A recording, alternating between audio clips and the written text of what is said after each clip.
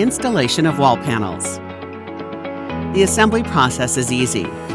For the installation of wall panels, you will need a few people, but you could invite friends and family to help and have a good old-fashioned house raising, which would make this process faster, more fun, and memorable.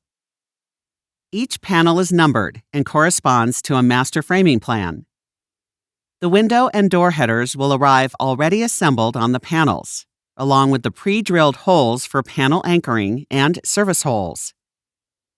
Subject to the fit of your foundation and plan, holes for anchor bolts and plumbing service stub outs are for the most part already cut.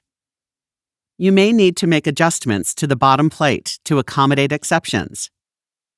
Before you bring the panels to the floor, take a moment and write out the panel numbers on the floor in their correct locations. Each panel has a yellow panel number label on the bottom left inside corner of the wall panel. Most frame panels can be lifted by a few people.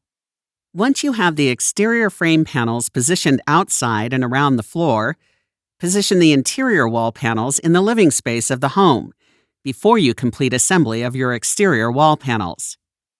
The frame assembly begins at one corner as indicated on your panel layout sheet. Lay the 5.5-inch sill sealer along the snap lines for the exterior walls, and you are ready to start putting up the wall panels. With the self-tapping screws provided, join the first two panels together. Continue adding additional panels according to the framing plan. For the long walls, you may need a temporary support brace provided with your frame kit.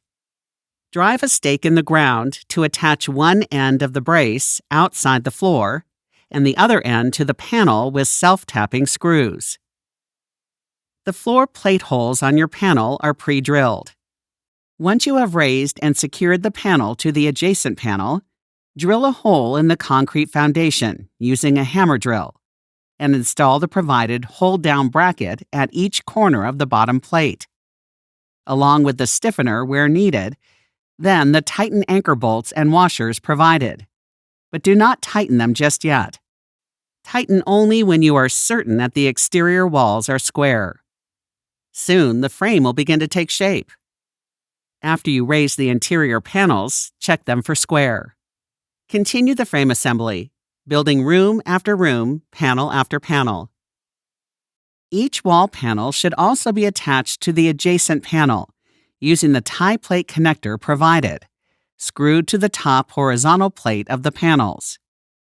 Corners of the frame structure should be reinforced by oriented strand board, plywood, or other structural material. This adds to the structural stability of the walls before the beams and trusses are lifted. Attach the strand board to the frame using the appropriate wood-to-metal screws. To attach headers to the adjacent panels, use the coil strap or the tie plates.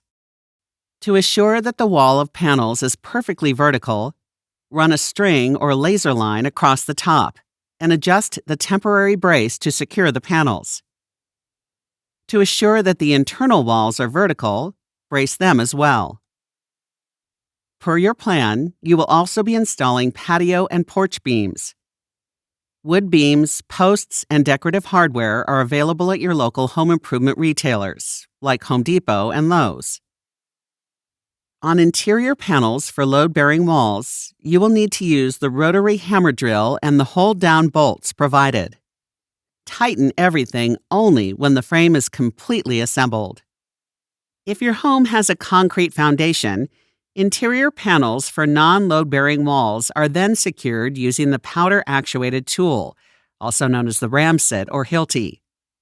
Brackets and hardware pictured in this video may change. When in doubt, follow your assembly guide, as that document contains the most up-to-date information.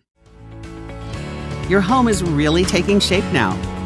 The next step is attaching X-brace tensioners, and soon you'll be moving on to installation of the roof trusses.